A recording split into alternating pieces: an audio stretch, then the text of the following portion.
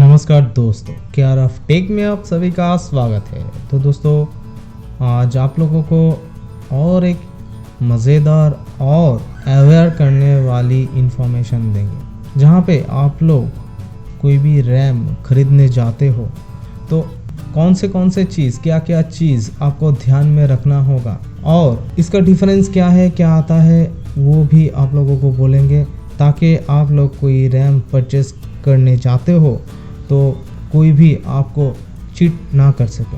तो ये इन्फॉर्मेशन जो है आपके लिए है, आप लोगों के लिए है और इसके चलते आप लोगों को बेनिफिट भी मिलेगा। तो चलिए शुरू करते हैं आज का ये वीडियो। तो एज यूजुअल पहले जो आप लोगों को एकदम बेसिक इन्फॉर्मेशन चाहिए वो है, हम लोग अभी तक 4 तरीके का रैम हम लोग देखे हैं, DDR या DDR1, DDR2, DDR3 and DDR4। ये 4 तरीके का आपको स्लॉट देखने को मिलेगा। ये एक ध्यान देने वाली चीज़ है, आपका जो मदरबोर्ड का रैम का स्लॉट है वहाँ पे जो आपका पिन है वो पिन हर एक से मैच नहीं होता है। मतलब आपका अगर DDR1 वाला बोर्ड हो, जहाँ पे आपका DDR1 वाला रैम स्लॉट है, वहाँ पे DDR2, DDR3 और DDR4 कोई भी स्लॉट यहाँ पे जो रैम है आपका वो फिट नहीं होगा। हर एक रैम का हर एक स्लॉट होता है, मतलब आपका जो पिन का गैप है वो अलग अलग होता है। 1 से लेके 4 तक आपका एकदम अलग सा पिन आता है। तो यहाँ पे अगर पिन आपका अलग हो गया तो इसके चलते आपका जो रैम है वो भी डिफरेंस देखने को मिलेगा। और जो रैम आप लोग देखते हो वो तो ट्रांजिस्टर से क्रिएट होता है। तो DDR1 अगर आप देखते हो तो आप देख सकते हो वहाँ पे जो चिप लगा हुआ है, तो वहाँ पे बहुत लार्ज वाला चिप जो है वहाँ पे इंस्टॉल किया जाता है।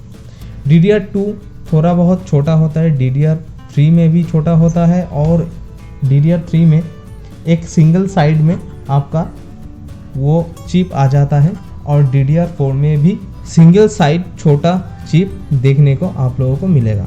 तो ये भी आप लोग डिफरेंस देख सकते हो, DDR1 से DDR4 का डिफरेंस, जो चिप का डिफरेंस आ जाता है। और जो स्पेसिफिक डेटा जो है और स्पेसिफिक जो इन्फॉर्मेशन है जो अभी आप लोगों को हम बोलेंगे वो थोड़ा ध्यान में रखिएगा। आप लोग जब भी कोई रैम परचेस करते हो तो आप सिर्फ शॉप में जाके दुकानदार को बोलते हो कि मेरा DDR1 रैम लगेगा, DDR2 रैम लगेगा, DDR3 या DDR4 कोई भी हो आपका रैम लगता है। तो वो नहीं पूछता है कि आपका MB/s कितना है या आपका कौन सा रैम चाहिए या आपका क्या स्पेसिफिकेशन चाहिए, वो नहीं पूछता है, सिर्फ आपको इतना पूछ के छोड़ देता है। लेकिन ये जो है यहाँ पे आपको थोड़ा बहुत ध्यान में रखना होगा। तो देखिए यहाँ पे जो हम पहले दिखाए हैं DDR1 में जो है यहाँ पे देखिए जो नेम आता है, स्टैंडर्ड नेम जो आता है 1, 200, 266, 333 एंड 400। तो यहाँ पे DDR200 जो है यहाँ पे आपका 1600 MB/s में देता है और आपका जो 266 है वो 2100 का स्पीड देता है। 333 का जो है वो 2700 का स्पीड देता है। 400 जो है वो 3200 का स्पीड देता है। तो अगर आप DDR कोई रैम खरीदने जाते हो तो यहाँ पे ये डिटेल्स आपको मालूम होना चाहिए। मतलब आपका जो पहला रैम इंस्टॉल था तो उसका आपका स्पीड कितना था वो आपको मालूम होना चाहिए।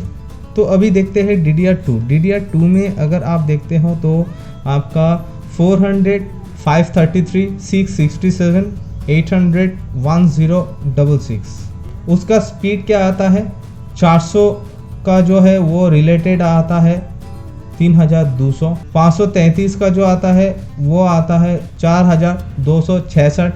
667 का जो है वो आता है आपका 5333 और 800 का आता है 6400 और 1066 का आता है 8533। तो ये भी आपका यहाँ पे देखिए DDR1 और DDR2 का जो परफॉर्मेंस है वो डिफरेंस क्या आता है। तो इसके चलते अगर आप दुकान में जाके दुकानदार को पूछते हो कि हमको DDR2 रैम चाहिए, तो वो DDR2 रैम दे देता है और उसको आप लेके इंस्टॉल कर देते हो, वो फिट भी हो जाता है क्योंकि आपका स्लॉट जो है वो DDR2 है और आप जो रैम खरीद के लेके आते हो वो भी DDR2 के है। लेकिन यहाँ पे डिफरेंस क्या आता है, अगर आप प्राइस दे रहे हो 1066 का और आपको रैम दिया है 400 का, तो यहाँ पे आपका मनी तो लॉस होगा ही, साथ में आपका जो रैम का परफॉर्मेंस है, जो स्पीड है, वो भी आप लॉस कर सकते हो।